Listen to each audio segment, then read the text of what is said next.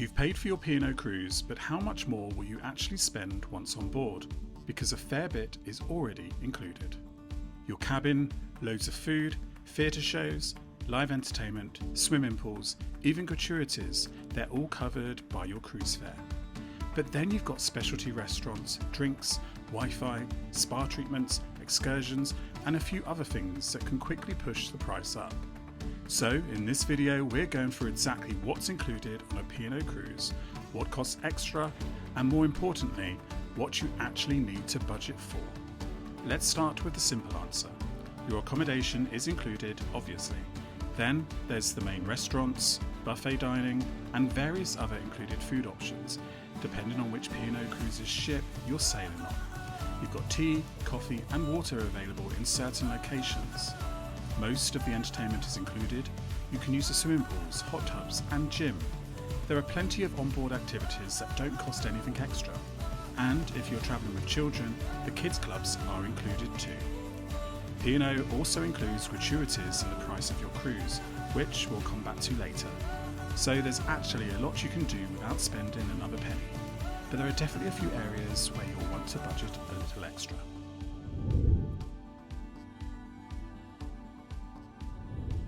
Food is probably one of the biggest questions people have before their first cruise. And the important thing to know is you don't need to pay extra to eat well on a P&O cruise. Every ship has its main dining restaurants where breakfast, lunch and dinner are included. You've also got the buffet included throughout the day. And depending on the ship, you'll find other casual restaurants and food options included as well. So you could easily cruise for a week or two without paying anything extra for food. But P&O also has specialty restaurants, and that's where you start paying extra. Depending on your ship, that can include restaurants such as the Epicurean, Sindhu, the Beach House, the Keel and Cow, and the Glass House. Some work with a cover charge, some have individually priced dishes, and exactly what's available varies by ship. There are also experiences like the Limelight Club, where you're paying for a meal alongside live entertainment. Specialty dining is completely optional. You don't need to book any of it. But for us, it's probably where we're most likely to spend extra, because we really enjoy trying the different restaurants on board. Drinks work a bit differently. Tap water's free on board. It's available in the buffet and served in the main restaurants too. And if you're sailing on Iona or Avia, there are water refill stations around the ship, so it's worth bringing a reusable bottle. Tea and coffee are available from the buffet at no extra charge, and you'll have tea and coffee making facilities in your cabin. You'll normally find fruit juice in the buffet at breakfast too, but most other drinks are extra. Fizzy drinks, bottled water, Costa coffee, beer, wine, spirits and cocktails will normally go on your onboard account.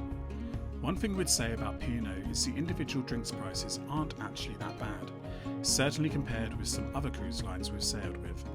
Prices start from around £2.50 for soft drinks and just over £4 for alcoholic options, though obviously what you pay depends on what you order. You can also buy one of P&O's drinks packages, but you don't need one. You can simply buy your drinks individually as you go, and depending on how much you actually drink, that can work out perfectly well.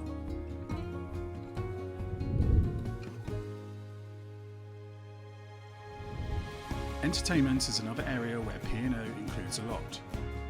Your main theatre shows are included. There are normally live bands and singers performing around the ship. Comedians, tribute acts, quizzes, game shows, deck parties and various other activities run throughout the cruise. You'll also find cinema screenings and big screen entertainment depending on the ship. And on some cruises, guest speakers and other daytime entertainment too. The vast majority of that there's no additional charge. The main exception is some of the premium entertainment experiences. The obvious example is the Limelight Club, which combines an evening meal with a performance from a guest artist and carries an additional charge. But generally, you could spend every evening watching entertainment on board P&O without paying anything extra.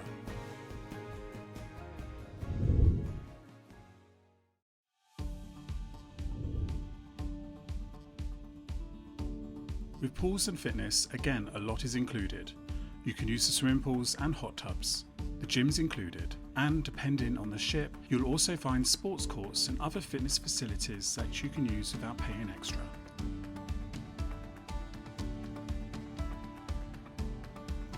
Where you'll start paying is once you move into the spa. Massages, facials, hair and beauty treatments, and most spa facilities carry an additional charge. Some ships also have thermal and hydrotherapy suites, and access to these costs extra. Then there's the Retreat, P&O's adults-only outdoor relaxation area, available on most of the fleet. It has limited numbers, lounges, and a much quieter atmosphere away from the pool decks. But it isn't included in your normal cruise fare, so you'll need to pay extra to use it. And because availability and facilities vary between ships, it's worth checking exactly what your particular ship offers before booking.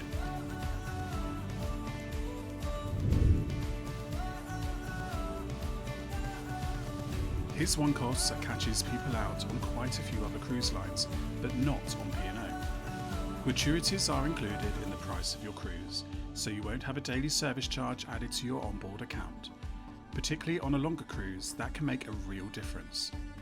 Of course, if someone's given you exceptional service and you want to give them something extra, you absolutely can, but there's no compulsory daily gratuity charge to budget for.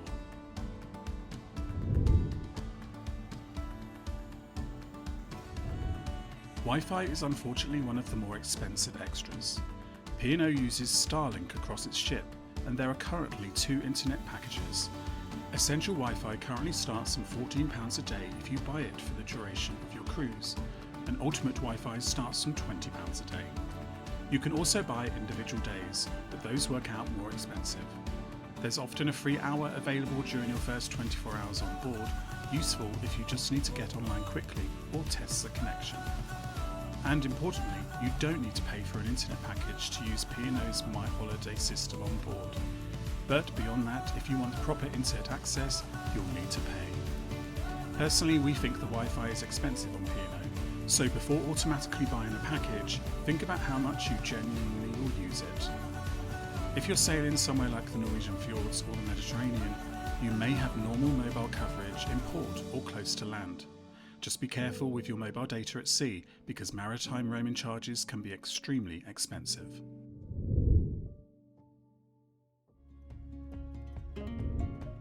Now we come to probably the biggest potential extra of the lot, shore excursions. P&O's organised shore experiences aren't included in your cruise fare, and depending on what you want to do, they can become a big part of your holiday budget. But there's something important to remember here. You don't have to book an excursion just because you're visiting a port. Getting off the ship is free. In plenty of destinations, you can walk straight from the ship into the town or city and explore independently. You can also book independent excursions yourself, use local public transport, or simply spend a day walking around. There are obviously some places where we'd recommend booking something because the main attraction is a long way from the ship. But don't assume every port needs an organised P&O excursion. That can save you a lot of money.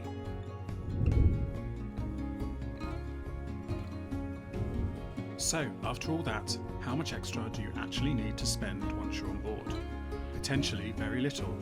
You could eat every meal in the included restaurants, drink the included water, tea and coffee, watch a theatre show every night, use the swimming pools, hot tubs and gym, join in with loads of entertainment and activities, and explore many of the ports independently. You could have a genuinely great P&O cruise without adding extra hundreds of pounds to your onboard account. Where things start getting expensive is when you add everything together.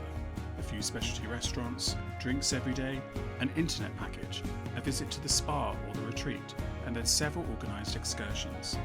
None of that is necessarily bad, but it is optional. And we think the best way to approach a P&O cruise is to decide before you travel which extras actually matter to you, rather than feeling like you need to buy everything. For us, the main thing we tend to spend extra money on is the specialty dining. We really enjoy trying the different restaurants, so that's normally something we'll deliberately budget for. We tend to buy our drinks individually as we go, rather than feeling like we need to spend money just because we bought a package. And we'll pay for an excursion or another onboard experience if there's something we particularly want to do. But we definitely don't think you need to buy every extra P&O offers to have a good cruise. And actually, that's one of the things we like about P&O. A lot of the core cruise experiences are still included. So that's what's actually included in a P&O cruise and what you'll need to pay extra for. The big takeaway, once you've paid for the cruise itself, you can actually have a brilliant holiday without spending a fortune on board. You can spend more if you want to, but most of the extras really are optional. If you've cruised a P&O before, what's the one extra you always think is worth paying for? Let us know in the comments. And if you found this useful, give the video a like and subscribe for more cruise tips, advice and honest reviews. And we'll see you on board.